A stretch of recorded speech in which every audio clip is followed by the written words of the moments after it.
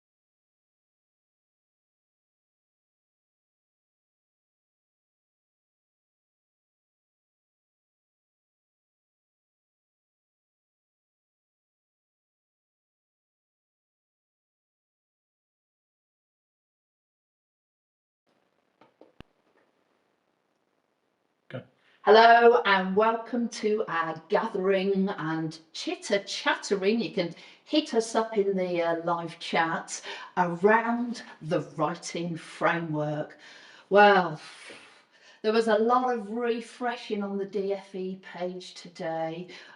All the hubs around the country, I know, had a 24-hour insight into it because they're going to be our support network as we get our heads around this. It is exciting times. And the first thing I wanted to say was, oh my goodness, I absolutely love it. It is a real belter. It is very robust and comprehensive, and actually I'm hoping a lot of you when you began to look at it, I mean, we're still trying to cook the tea and sort the kids out and get on with our lives, and I know it's very fresh and new, but even a quick flick, I'm hoping a lot of us will feel like we've got things in the bag.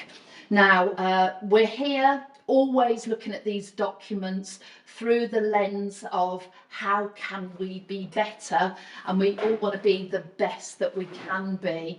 And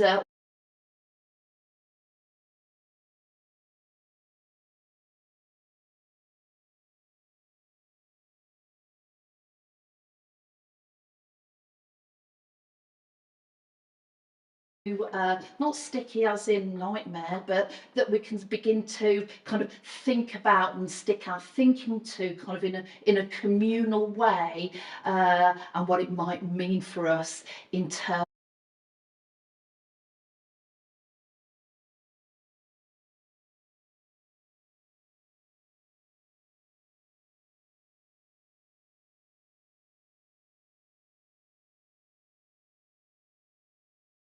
for this, because it will give us a shared language. It provides lots of continuity and progression, and what I personally loved about it is how it's beginning to join up messages in the national curriculum, the Education Endowment Foundation, all of our reports about early years education, and you know, latest Ofsted guidance about teaching writing as well. So there's this real sort of interconnectedness about it, and actually it was an enormous sort of group affair. The consultation levels on this was it was done in an extremely valiant way by DFE, and you can look at the roll call at the back, headed up by Dr. Tim, and his surname's just floated out of my head. Please forgive me, but I will reference you before the end of the session. This is how fresh this is landing in our in-pile. Okay, the writing framework. Right, Jane. Yes, Mr. C. I am having some problems with audio, so we've got to set up some bits. All right, so okay. When we switch to slides, yes, I just want to make sure that we are in, so I need people to speak to me whilst I'm at it. So let me, right, that should have corrected it. So are we in? Can you still hear me? Hopefully somebody will tell me in a minute. There is a bit of a delay, but let's get going on it. Okay, great. Yeah, we don't need to worry too much about that. Okay, Ian, have you got my iPad on? Because I'm going to reference some points here now, if that's not all right. Yet, no, yeah. Just a minute. Great, if you could do that soon. I'm not going to keep it too long. I'm going to keep this quite punchy and salient, I hope. And I think actually it needs a lot of percolation time as well. There'll be a lot of things we'll want to connect with in terms of we're already doing quite well, but we want to do a bit better or deeper. And there'll be some things that, you know, they have been there, but they need a bit of polishing, that sort of thing. So, Ian, are we all slicked up for iPad and sound? Well, I don't know. Let's see. Okay. I'm basically putting on. Let me just see. I think the opening, I'm just going to show you here the opening of the, you know, the main introduction to the writing framework. It kind of puts it, slams it right down for us and reminds us that learning to write is one of the hardest challenges pupils have to face at school. There is so many things that they've got to orchestrate all at once, and we know that interconnected with everything we know about the science of learning, they are really at risk of becoming cognitively overloaded. So we've got to really think about what is the sequence of our curriculum like, how are we supporting children to put their attention to the very things that matter as they take on the beast that is trying to write for big intent, you know, for audience and purpose, the big stuff. You know, there's so much that's got to come together. So it's just a reminder. I mean, I'm really here talking to ECTs. If you're finding that the teaching of writing is particularly tricky, it's because it is tricky. And there's pit stops in the framework, guidance points that begin to kind of help us with, well, what are some of the things that we should focus our attention on, and just that recognition, you know, if they're getting on the struggle bus in, that was a bit brummy there, weren't it, struggle bus, with writing, then it's going to affect the whole of the rest of the curriculum and how they communicate. And the other thing we've got to, and this is a lovely thread actually coming through the writing framework that I think they've done a really good job on, is that we've got to ensure that children are enjoying it. We're keeping their motivation to write. You know, we want them to enjoy the process, but also have a deep knowing of what they're supposed to be doing to make sure that their writing is either vivid or clean and precise, depending on, you know, if it's non-fiction or story that they're writing. Jane? Yes, Ian? I just want you to be aware that there are a lot of people watching, and yes, a lot of people are going to want to make comments. Yes. So I'm going to be throwing in questions and comments. Right. So I've just had a question that says, I'm watching this from a secondary school view, Yeah. as it's also important from that perspective with EAL students. Yeah, absolutely. And I'd say it's also extremely important to know where, for transition, where they're coming from. Yeah. But I've got another question from Yes. Johnny Thanks, Maron. Says, is content entirely for early years, primary? I work in an SEMH secondary school. Johnny, I'm sure there's going to be, although the framework is specifically for primary, again, Yeah. there's going to be elements that are going to be impacting on your practice, if not now, in the future.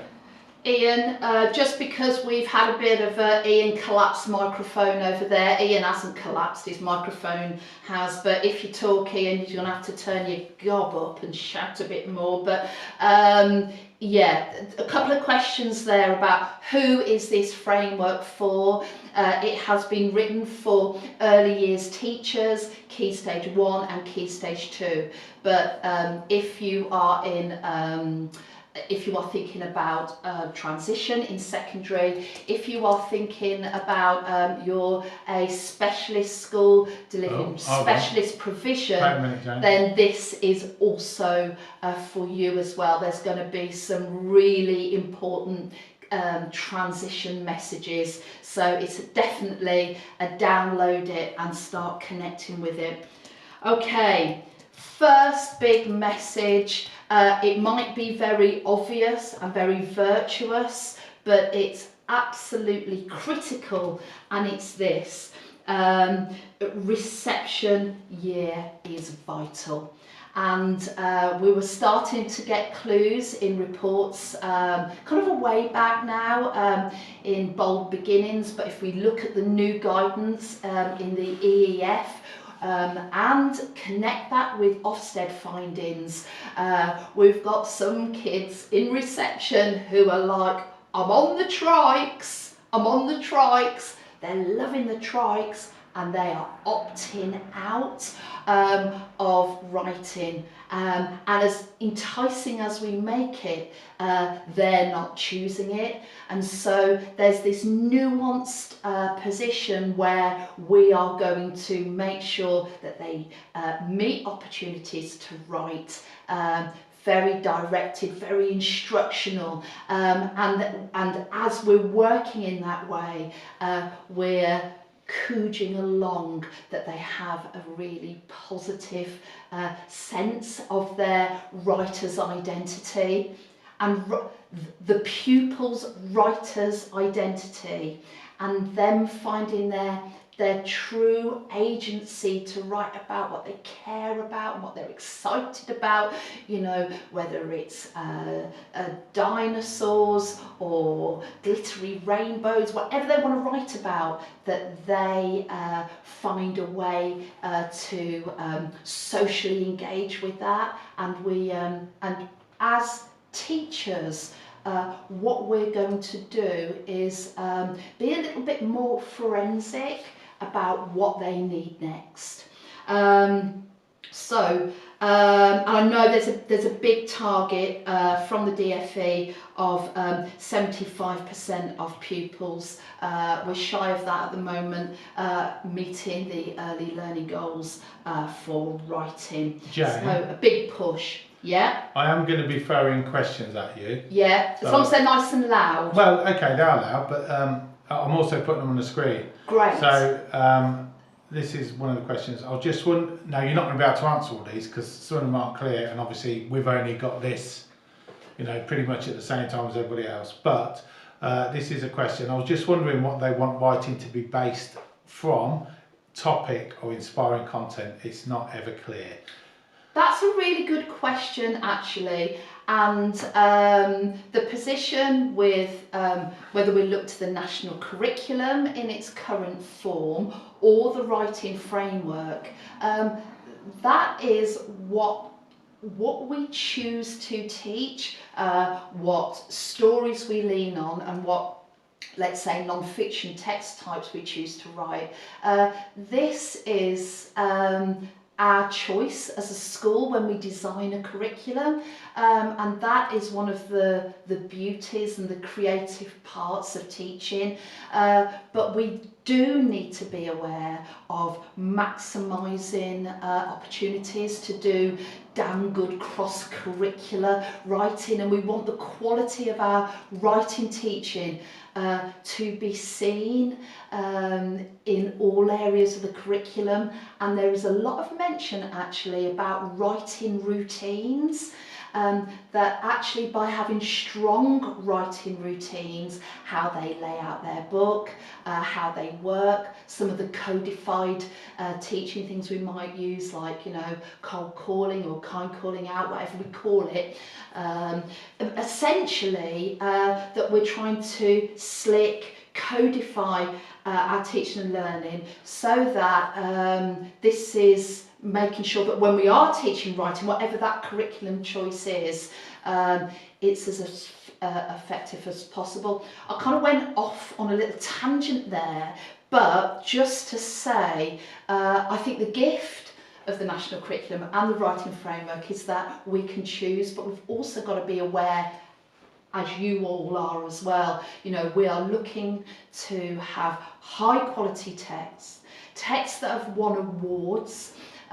We are looking at literature in colour. We want to make sure that we're advocating for a wide selection of representing our communities, but actually even more if we teach in a monoculture school, that we are very aware of the books and texts and the inspirations we use, whether that's picture books, films, novels that we've thought about, I suppose, the canon, the spine, the reading spine, and we are certain that there is a broad, wide and deep sense of children meeting high quality texts. Get on with it. I will get on with it. Right, thank you. Here, I just want to rave about this school, Grace Mary Primary School in Sandwell. Please go and visit it, not all at once. Go and see Chris Toon, who is the deputy and head of English there, and there's what they're doing in early years is fantastic, they reach for really high level language that is brought into the classroom well beyond their vernacular, and they then have a go at introducing relevant words that it's kind of pens up. I do want to point your thinking to the Education Endowment Foundation blog called Sharing the Pen. That's a great blog there about approaches in early years, but all of our hard work is we are striving for a sentence, because that's where meaning is made, and that's where we can be really certain she is safe and proud. Great sentence there. Now,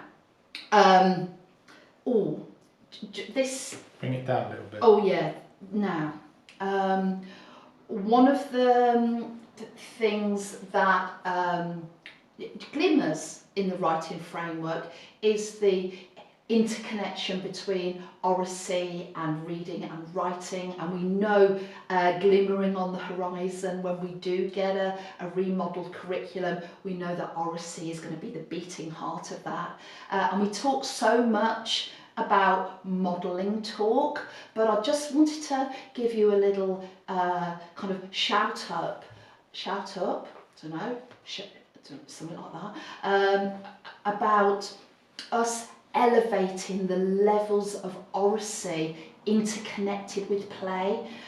So we take a microphone, and we know we are living the screen age. We know, what they're seeing on their screens is almost like that YouTuber world, but we are going to elevate their play. So when they go into the restaurant to play and eat their sizzling beef and sweet and sour pork, we are going to talk up the scene, kind of live in the moment. And we're here today at Dragon City Restaurant, and it's Friday night, and there's a queue. There are some people waiting for a takeaway, and there are some people eating food. And let's have a little look here now at Bartek, who is eating his, well, he loves his egg fried rice. And as he's eating, he can hear in the kitchen all of these noises. There is the bubbling of the water and the sizzling of the batter from the sweet and sour balls going in the hot water. So it's this sense of we want to animate narrate their play, as well as they build their confidence, we can interview them in role within play situations, but we can also push them to the edge of their play through a mix of our oracy, almost like setting up how they mime or work with their imaginary food. And this elevation of talk means that we can lift that up and off, almost like a wireframe that down the line will strengthen the link between talk and writing. Okay, I'm a massive fan of a magic microphone. It's absolutely magic, you know, it's only 99p plastic, but it's this sense that rather than, you know, children not knowing how to engage in our role play area, we can make the magic happen for them. Okay, oh, I know this looks not that exciting. I am truly excited by this. This is probably my favourite little nugget in the writing framework. So I'm just going to zoom into this. Teach handwriting and spelling in reception. Now, yes, we've all been giving that a damn good go, but I think it's really excellent, and we get a lot of this from our phonics schemes, don't we? But this sort of grouping of letters because of where they start. Now, I know some schemes might do it nuancedly different, but having these groups is really important.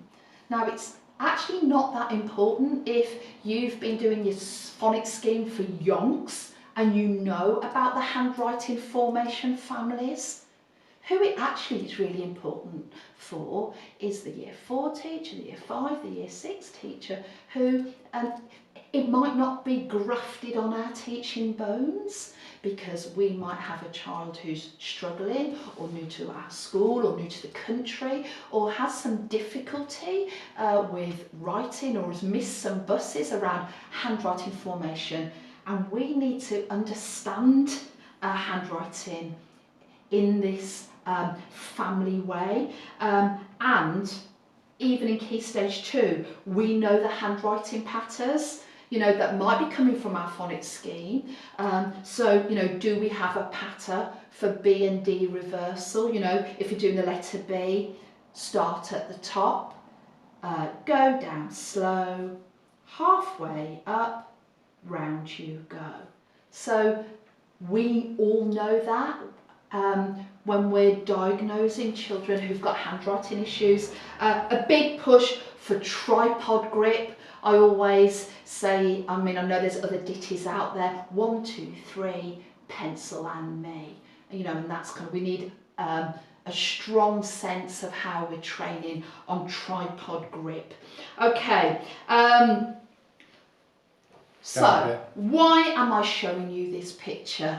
Answers in the chat, please. Some of you will know this if you've been on the planet for a long time. Some of you might know this if you're bang into social media, because actually it's how you might choose your captions. This picture represents the quick brown fox jumped over the lazy dog. And why this is important is because this sentence represents... You write lazy bag, it's lazy dog. Oh, bag. Oh, that's a Freudian, isn't it? Oh dear, I'll just see myself on the camera looking like an old bag.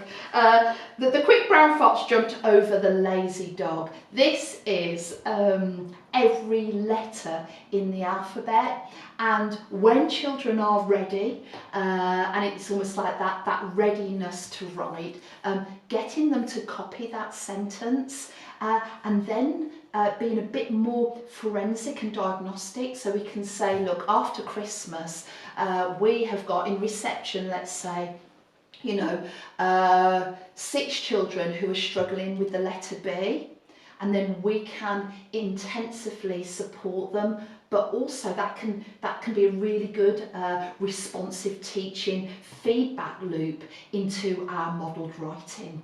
So yeah, getting sort of a measure of that, just so that rather than what we sometimes do is like, oh, they're rubbish at handwriting, that we begin to group the letters, what they can and cannot do, and our teaching sharpens around it.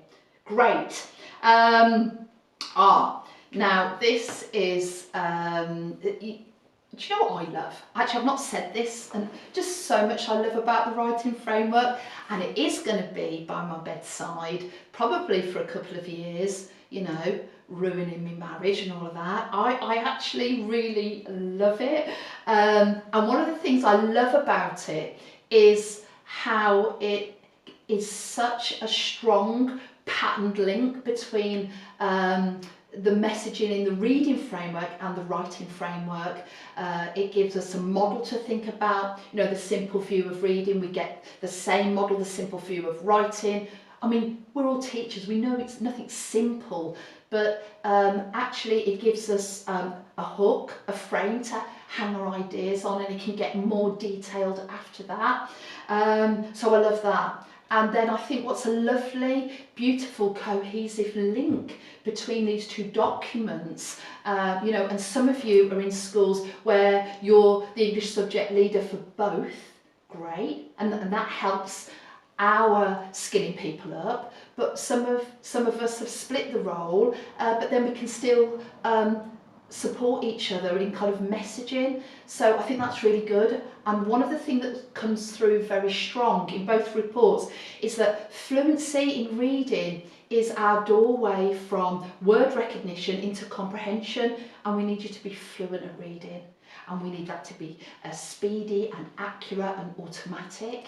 I'm going to take you over to comprehension when you are, you know, when you're able to read 120 words in a minute, come over, brilliant. And then over here, it's that same message about fluency. And we need children to have fluent handwriting style. So it's not, dragging them down, overloading them, and the faster that is and the more efficient it is, then we can build to the creative stuff. But in this sort of messy place of trying to speed you up, valuing your emergent writing, but we want to also get you to sentences that make sense. I want to show you this sort of bridging the gap between emergent and transcription fluency. So it's catching their talk. Let's say we're talking about the scarecrow. The scarecrow was kind. The scarecrow was scary. The minute children say scary, that's their word, but I catch it, I write it down, and I want them to have a go. And they are writing on paper, not on a whiteboard. Why paper? Because Bold Beginnings told us we want to have that nice tension on paper. It can be a skinny felt, but now they can have a go and we can catch it. We can put their face on it. We're building up their positive sense of being a writer. The scarecrow had long hair. I love that. Right back at you. That's your idea. Let's get it up there, this kind of celebration of their ideas. It's not that kind of talks over there, writing's over there, and between carpet schmarpet and us getting something down, I've lost the plot, quite literally. It's kind of talk and writing all on top of another. So I'm building your confidence, I'm building your motivation, and I'm building your fluency. Okay, big message. Writing must be explicitly taught. Nothing can be left to chance. In schools where we see outstanding levels of writing, there is teachers who are just excellent at revealing the craft. You know, this is a window to my thinking, and I'm going to really help you see the craft of writing. Now, it's not saying that reading isn't important, of course it is, but we want to use the language of reading to get tangled in a tale, pulled into a plot, really sort of involved, and enjoy, getting washed over with those words, great. But then over here, there's this other craft that we're working on, which is we need you to be really good at writing, and reading alone won't get us there. So it's got to be taught, it can't be caught. And the other thing, in terms of cognitive overload and the screen age, and when we talk to kids about what they want to write, it's popping off, it's Sonic the Hedgehog, it's fork, knife, you name it. What we're trying to go for is less is more. There's a big message in the writing framework about quality, and part of that quality is almost slowing down their thinking. Actually, it is the screen age. This is really exciting and colourful with loads of movement in, but we want you to lock your thinking, your metacognition for writing onto one idea. And that one, almost like what's in your mind's eye, this can be poetry thinking, story thinking, non-fiction thinking, but locking it onto an image that then is put on a page in words. That's slowing down, that deeper writing, really crucial. So, taking one moment, this moment is from Finn's Fib by Tom Percival. This moment, bring it down a little bit. Crash. What is the intent of writing? We are going to write to create a negative effect, and we're going to put that image on the page in words, and actually we're going to focus on feelings. So it's helping children see what's in the mind's eye, almost of the author, that we don't assume anything when we're doing modelled writing, because I want them to almost see our thinking visually before we even get into the articulation of the process. Less is more. And working with images and photographs means that we can get SEN, EAL, we can, what's good for children who might be struggling is going to be good for all children. Let's make it as visible as possible. And then once we've got that image, we can then move into what we might model. We're going to be doing feelings. Finn was scared. And I'm going to use repetition here. Scared of the crash. Scared of the mess he caused.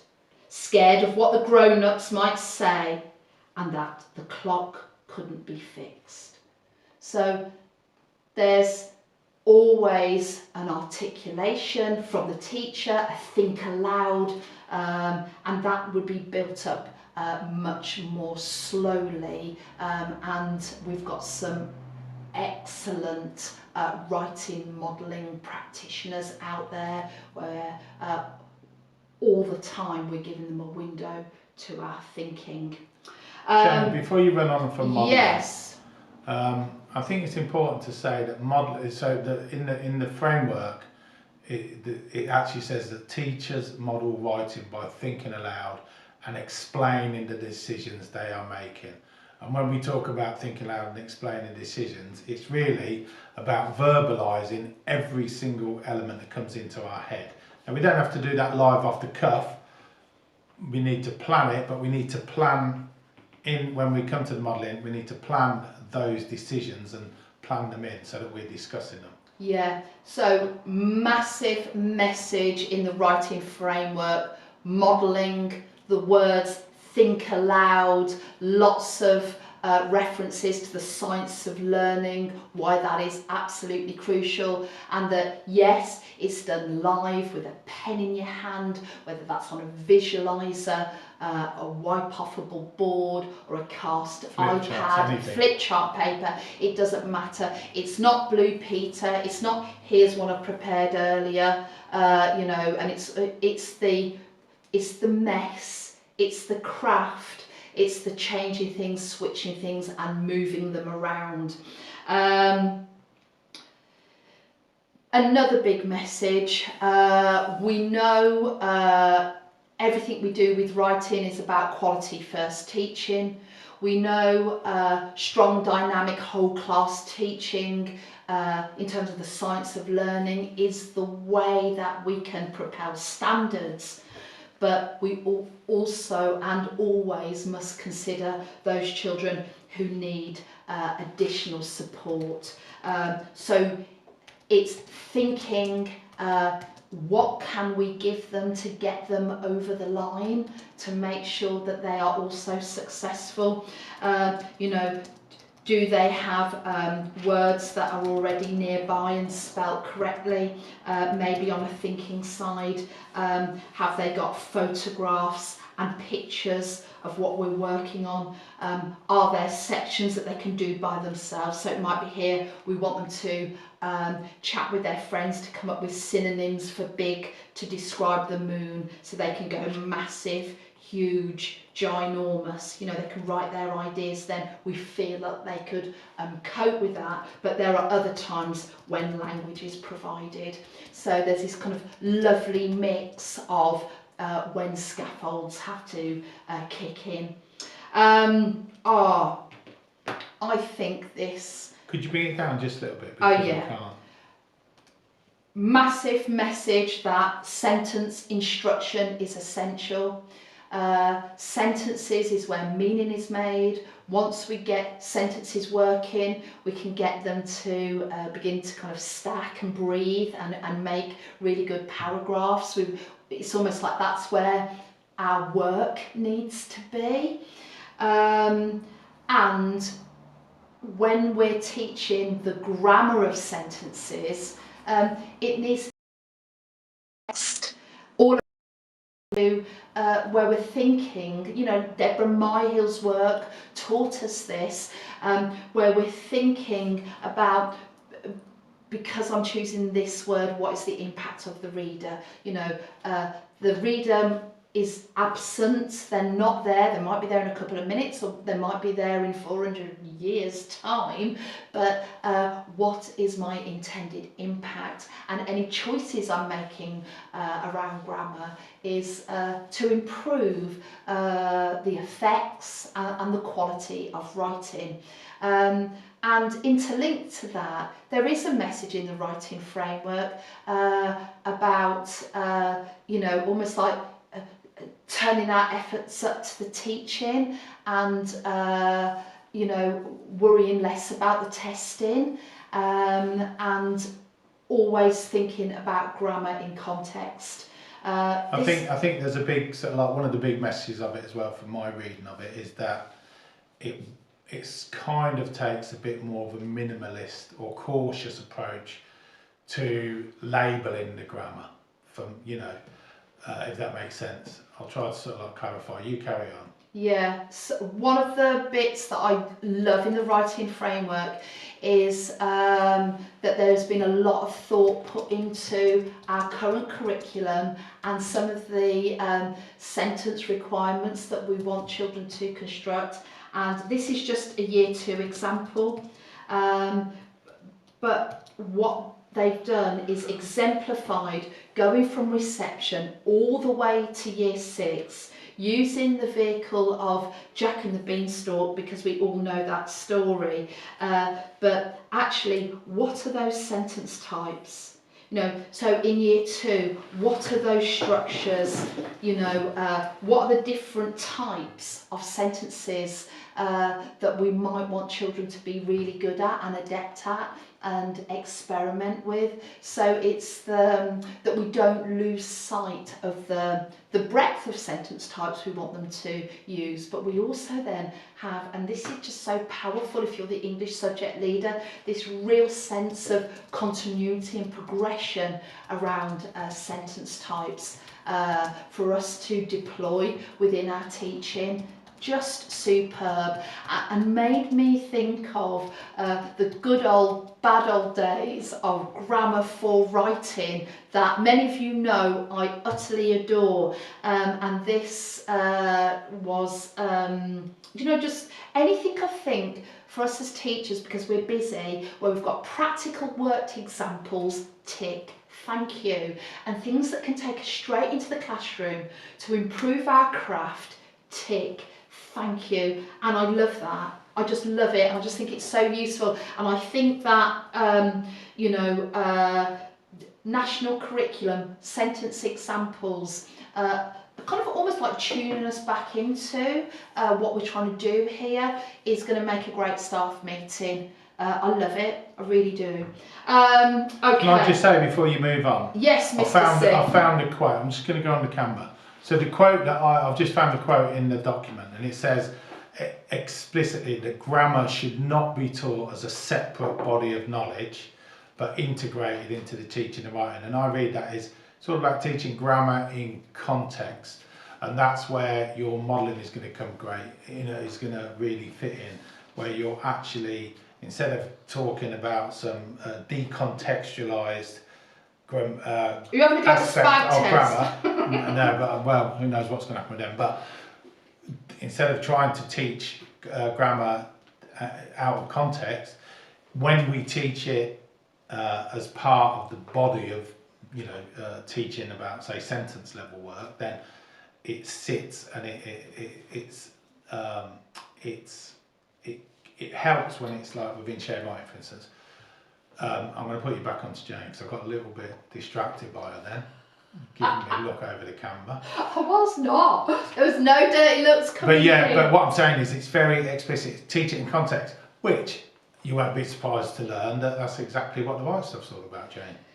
Yeah, so just a reminder, you know, whatever scheme, approach you are doing, schema, principles that you are working with to improve writing, that when we get to the nitty-gritty of sentenceness, that we are thinking about grammar in context, that it is worth it. You know, if we're working with the Titanic, then we are building around, for children, relevant language to power up to a paragraph and actually get words around them that they can use, that are worth it, that are going to make sense for our Titanic writing.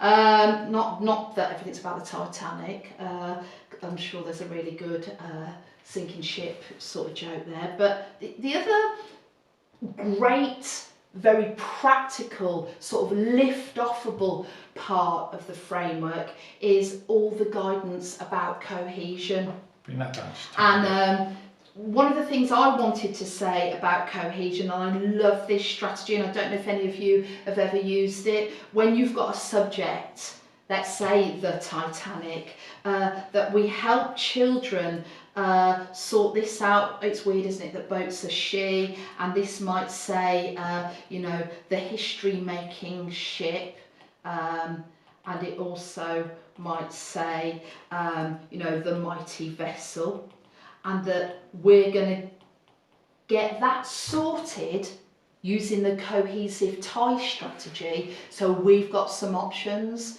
So we've got this interconnectedness, reference points for the readers where we're not repeating ourselves by saying the Titanic, the Titanic. So that is a really good little strategy. The other thing you get, love this, in the writing framework is a whole bank of words and phrases that we can use within paragraphs, time and order, information and argument, emphasising conclusion. Love these. Having high quality language like that at our fingertips, knowing that we can lean on that, and they are beautifully applicable across and throughout the curriculum.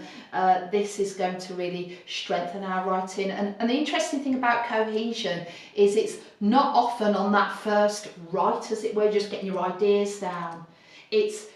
Cohesion becomes really important in the editing process. That's when our thinking gets a little bit sharper around, almost like the yellow brick road. That we need your writing to be really bright and glimmering and really obvious for the reader to follow.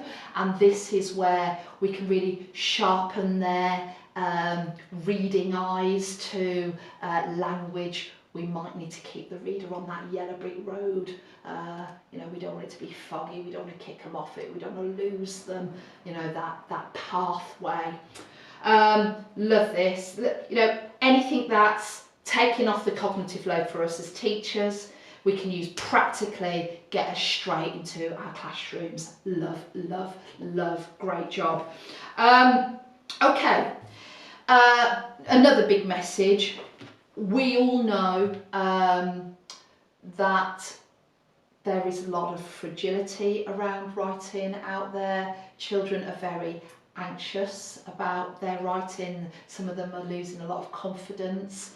And sometimes it's going to take a lot of time to tackle some of the challenges that children feel about their own writer's identity. The framework references... Just bring that down a little bit so you see the title. Yeah, the framework references sentence combining. And I think this is a really good sort of high reveal, kind of worked example strategy of how we can take very simple sentences and make them compound, or make them complex, or add extra detail. So in its simplest form, if we take something like Goldilocks sat down, she broke the chair, and we want children to combine those two sentences, that they're in its simplest level, an and would join it, but we have to, you could keep the she actually, but it also works without the she. We could add some extra stuff if we wanted. Goldilocks sat down and broke the chair beneath her. But it's showing children that we want them to be a little bit more confident around there's going to be lots of different ways that you could do that. She ate the porridge, it was too hot. Become she ate the porridge but it was too hot. But we could have an adverb lobbed at the beginning, cheekily, comma, she ate the porridge, but it was too hot.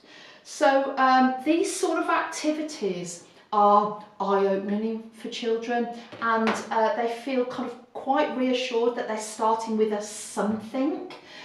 We can get them straight into think, pair, share, and this is a way that they can start experimenting with language and words. So I loved the reference to sentence combining in the framework. Love that, and gives us lots to think about how we set up. And we don't want to be doing these in isolation. It's not like we're doing a day of sentence combining to do with Goldilocks and we're going to hit the Titanic tomorrow.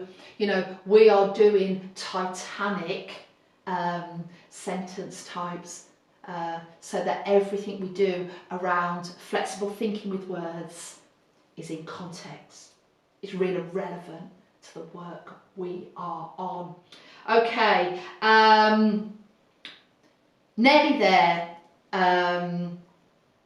Get on with it. Get on with it. Two more things to say, I think. Love this. It's bold, it's strong, it's the beating heart of the spelling section in the writing framework, and this is really reassuring. Oh, funny poem, not that funny. Really reassuring to all of us, which is phonics is the foundation for spelling in primary schools. And you know what?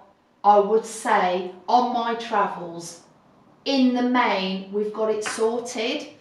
We probably haven't got it sorted if we've switched phonics scheme. We've got to learn all the different Key stage rhythms. 1. Key stage 1. Yeah, we've sorted it. We've sorted it, and we can see that in our phonics data, and it's going really well. Love, love, love. But as they get older, it's sometimes like phonics drifts away, and we still need it, and we've got to make sure it's still there in their time in primary education. So a lot of our work around phonics needs to continue. I want us to, oh God, what is... Down a little bit. All right, hold on, I'm having a, yeah, do one of them. With phonics, we want to live with words, we want words on our wall, we want to have it imbued. It's almost like it's not a lesson. We're living with words, and we're on the lookout for patterns. And one of the lenses that we collect language through is patterns. You know, we're a pattern finder in terms of the small units of sound. So we can see crust and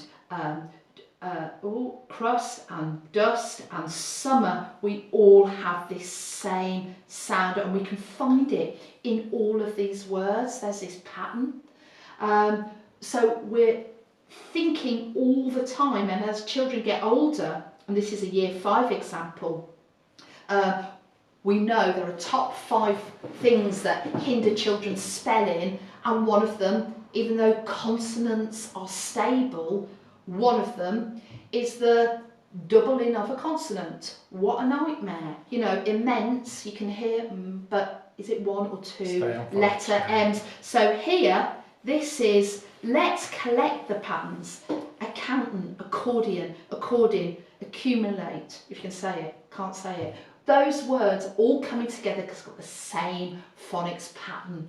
We need to be phonic finders, pattern finders. But it's not just through a phonics lens, we're then also thinking about root words and morphemes, you know, prefixes, suffixes, you know, mistrust, trust, trusting, mistrustfulness, untrustworthy. We're looking at groups like that, and we can narrow the 170,000 words in the Oxford English Dictionary down to some big 11,000 groups if we're thinking in root words. Love that. Right, Jane, before you move on from phonics, because yes, it's a really big deal, I'm going back onto it's a massive big deal, which Jane has skirted over, but it's one of the things that I first spotted in the early drafts of the writing framework, was the fact, and I'm glad that they've kept it in, because what it's saying is that phonics now need to be translated, continued through Key Stage 2 all the way up to Year 6.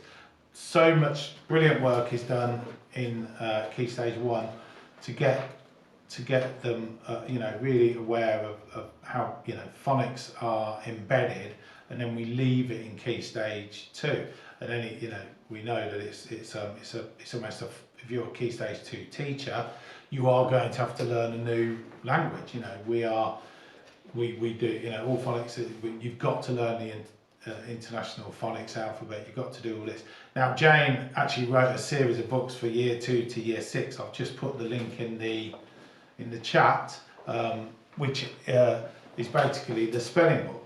So there's that. This one is the Year 5 version, but all of the activities in it.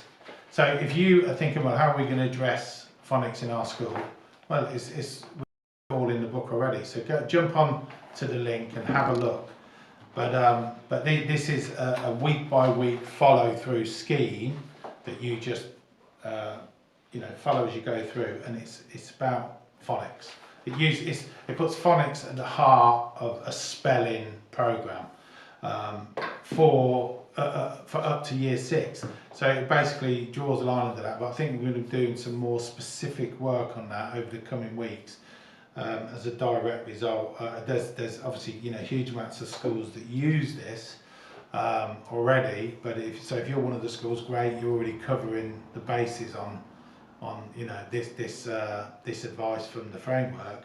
But if you're not, it's definitely worth someone looking into from the point of view of yourselves. Jane, I'm going back to you. But I think that is a massive big deal within the whole framework, and it's like got one quote, but it's a biggie. Jane. Okay. Penultimate point. We have got almost 2 things to think about. Reading and making sure children are reading of their own volition, reading for a reason, have found the books they love, and we're all on a mission, aren't we, to ensure we get a reading culture in our schools that is making a difference and having an impact. We just want them to find the reading bug and find the gift that is reading. Now, there is another component to how we might work with words when we want to unlock the craft of writing, and how children internalise the language patterns that they might mimic. So one of the things I'd love us to do when we're listening to our story and making sure it doesn't fall off the timetable cliff, it might start the day or before lunch, is that we showcase by putting a sentence up in lights of a sentence that we really love. So have a little look at this sentence. After nourishment, shelter and companionship, stories are the thing we need most in the world. And I want children to be able to see the patterns of language. We've got this after at the beginning, we've got the power of 3, 1, 2, 3, almost like a list. We've got commas here joined with an and. These are all positive. And then our final clause. We've got clues in this clause about what tense it's in, but this as a wireframe that we could borrow and use in our writing. This could be really exciting. So when children are saying, "Oh, finish, miss, if I've got a sentence up in lights, I could say, well, could you make me a Catherine Rundell? Could you make me a Philip Pullman? Could you make me a Julia Donaldson?" So here, carrying on with the DFEs, Jack in the Beanstalk. After climbing, list of 3, comma, escaping and chopping down the beanstalk, Mum's cuddles, changing the tense, were the thing Jack needed most in the world. This is how we want to unlock reading into writing. We want children to feel that they have real agency, that they feel like authors, they are authors, and they are very excited to write. I think the mission of the writing framework is going to be a long one, but a really exciting one, and I know the conversations are going to keep coming. I'll be talking about it over the next few months, and if you want to talk to us about it, get in touch. I'm on X, Insta, you can find me, and I love conversations about writing.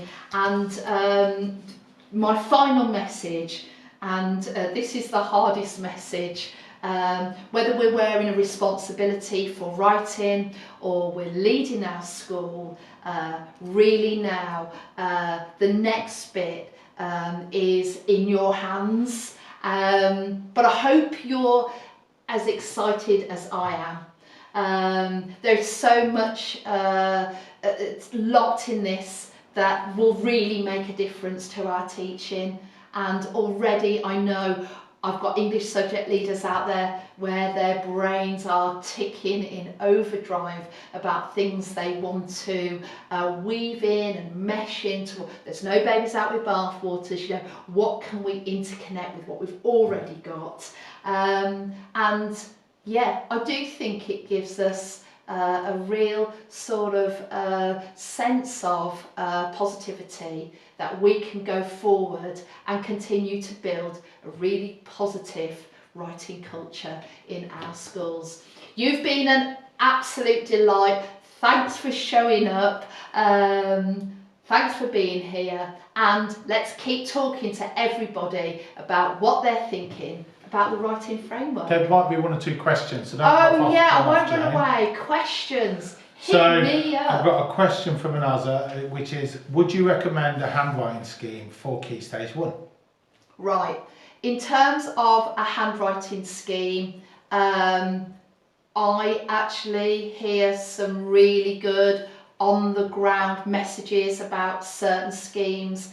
I think you can do your research yourself, and I think the crucial thing is that we all know it as teachers. We all know the handwriting patterns, we know the formations, and actually it does have more of an emphasis lower down in the school, and then but Jane, as we go through the school, we've got to kind of tailor it off. We have to think about that. Jane, what handwriting scheme did Lutley use the other day? They said I can't. Yeah, kinetic letters. Oh, kinetic letters. Hear yes. great things about kinetic letters. See great things about kinetic letters. Yeah, you forced my hand there, Mr. C. Yeah, I know. I wasn't going to be cool. Listen, I'm just saying, from one school, yeah, it looked really good. Yeah, I know schools who've been doing kinetic letters for years, and their hand. I've got some more questions myself. Yeah. Gorgeous. Yeah, go on then. Right, so this is from Emma. Questions. Says, can you overload early years in Key Stage 1? I'm used to Key Stage 2, but find it hard to tone down for Key Stage 1. I love the idea of introducing new vocabulary at all levels. This is more of a comment, really. Love listening to Jane, inspired as always. Yeah, I think we've got to be really mindful that we don't overload them in early years, and we've got to really think about our practice. But I think the crucial thing, you know, children need to meet the wonder of words, and where our efforts is meeting exciting words, having a go with your words, and then and kicking in them in the back of the net of a sentence, and I'm right here, I'm your teacher, I'm right here to help you with your handwriting. You know, it is a delicate balance, but I think it's really exciting. Yeah. So Matt, to add those on, hi Matt. So he's made a very interesting comment. He doesn't get paid by us, I promise. He says, but so great that the right stuff hits so much of this. Refreshing to know that what we're doing just needs some sharpening. So within that thing. So yeah, you're exactly right, Matt. There is so much that that aligns with the right stuff, the framework. So for those schools that are currently using the right stuff in their schools, you are actually covering lots and lots of your bases. We are going to be doing some more videos and lives, etc., that look more closely once we sort of have a really good understanding of the framework itself, but look much more closely at how there's so much of the right stuff that it marries up with what's in the framework. And the other thing to say, which is really important, you know, this document hasn't landed, and there's not going to be a network of support. There's going to be so much support for us out there, and on a local level there's going to be lots of guidance through our English hubs to make us understand the writing framework more deeply. So it is exciting time. So I don't think we need to feel like panicked. I don't think there's anything that has to urgently change in September. I think it's kind of almost like a percolation and a sort of a checking in around it, but there's some definite quick win and sharpening stuff that can be done kind of quite quickly, and I think quite easily, almost letting the guidance in the appendices lead us.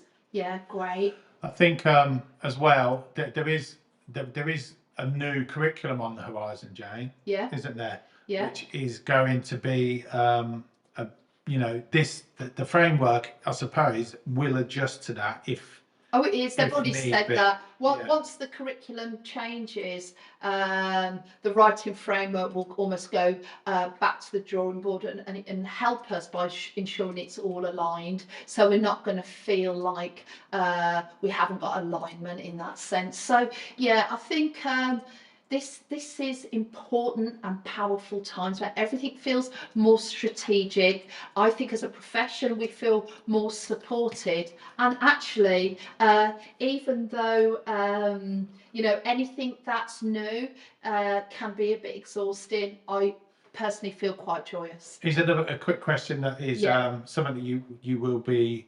It says so this is from Charlene. It says, should children without English join in EYFS phonics reading or stay with their year group? I know what I would say to that, especially refugee children who join in year 4 or 5 and have no English at all.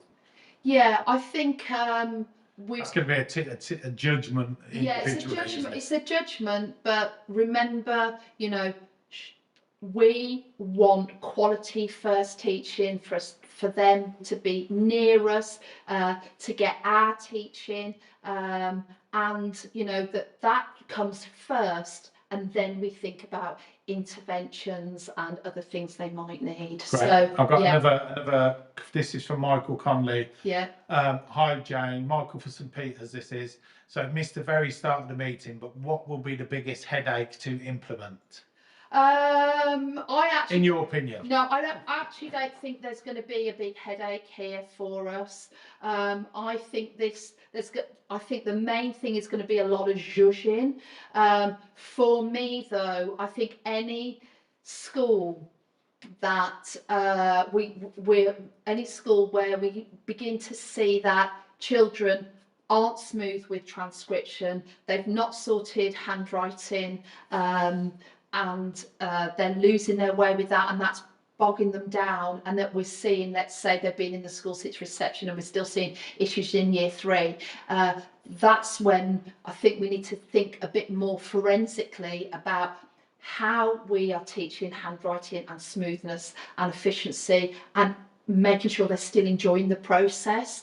We're trying to really skill them up in that, you know, leaving nothing to chance. And that bit, us being very deliberate about that, is going to be the most important thing, because I think then they catch up on that, and then children just can't cope with it. They're so cognitively overloaded. If it's not smooth and flowing for them, we need to think about, you know, this fluency of transcription skills, so we can get them to the creative, energetic power of meaning making. So yeah, but you know, already there's some great schools have sorted that, you know, but I think that is the one where we do have to have a little look at transcription.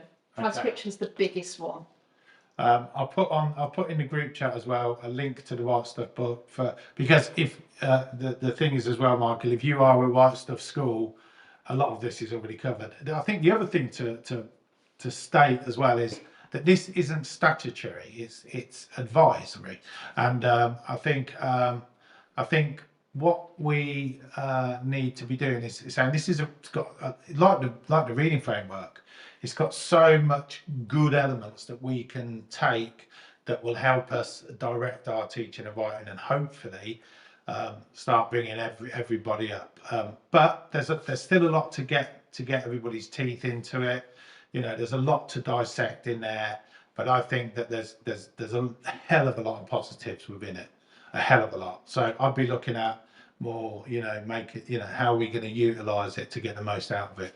Yeah. As opposed to, you know, I'm sure there's going to be a lot of commentators that are very negative and all that sort of thing. That's fine, but from our feeling is that it's a very positive thing moving forward. Is that fair? Would you say the same, Jane? Absolutely. This is my last point, and we're definitely calling it a day.